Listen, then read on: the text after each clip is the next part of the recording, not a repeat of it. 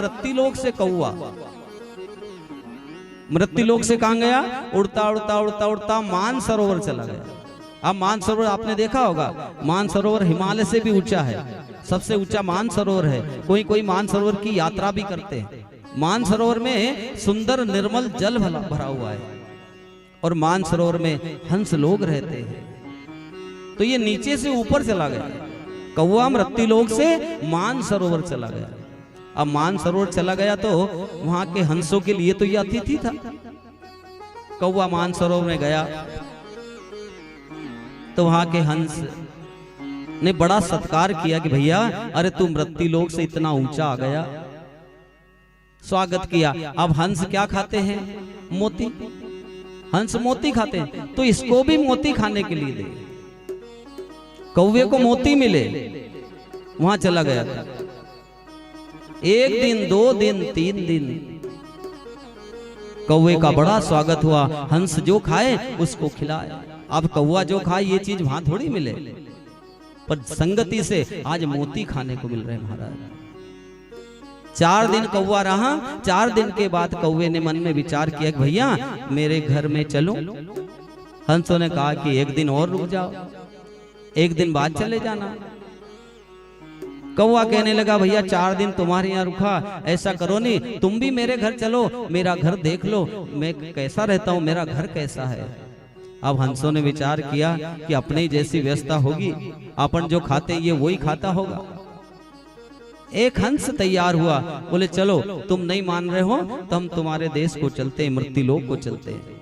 मानसरोवर से एक हंस कौवे के साथ आकर के मृत्युलोक में आया। देखना श्रोतागण, अब कौवे का घोंसला कहाँ, कौवा रहेगा जहाँ मीट बिकता हुआ रेंज के झंडे के ऊपर, झाड़ के ऊपर। कौवे ने वहां मीट मार्केट में बड़ा झाड़ था रेंज का, उसके ऊपर बिठा दिया हंस को।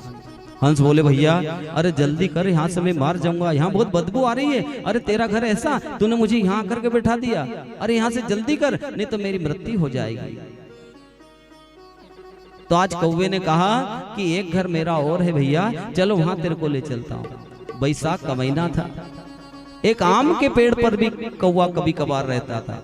आम के पेड़ के ऊपर हंस को लेकर के चला गया। हंस बैठा, कौवा दोनों एक डाली पर बैठ गए। हंस बोलने लगा कि आज थोड़ा अच्छा यहाँ पर मुझे लग रहा है। आज श्रोतागणों एक राजा की सवारी आ रही थी।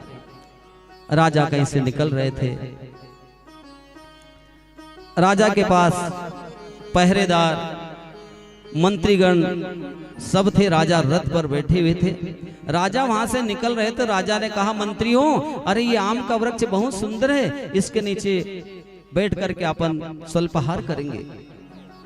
मंत्रियों ने रथ को उधर घुमा दिया और राजा रथ से नीचे उतरे। सुंदर राजा का आसन बिछाया गया और राजा नाश्ता वगैरह फलाहार किया। राजा ने, मंत्रियों ने फलाहार वगैरह किया। राजा थोड़ा विश्राम करने लगे। ध्यान से सुनना, मंत्री लोग शस्त्र बल से राजा का पहरा दे रहे हैं, पिस्तौल हाथ में है और दोनों साइड पहरेदार खड़ गए। इतने में ऊपर से कौवे ने गंदा किया तो राजा के सिर पर आ गए महाराज। राजा के सिर पर जैसा आया तो राजा की नींद खुल गई। घबराकर राजा बैठ गए। इतने में मंत्री ने क्या देखा कि राजा के ऊपर गंदा किसने कर दिया। ऊपर सिर करके मंत्री ने जैसे ही देखा तो एक काला कौवा ने दिखा। श्रोतागणों, हंस साइड में सफेद जग दिख गया तो पिस्तौल शूट कर दी।